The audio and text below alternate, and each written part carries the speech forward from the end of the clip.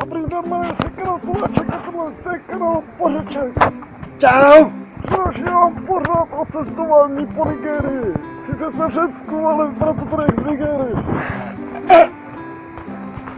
Jako první zásadu tady prostě nesmíte... Je hulit!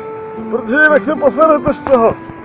Další zásadu prostě... Teď chceš zářit cigaretu, tak to bych tak... Na písku, tady mají všude písek, to je pěkný, mají písek prostě. Máte písek na hajzle, máte písek na pláži, máte písek v gatích, proto nenoste slipy. Protože... A to je naša partia. To je naše parta.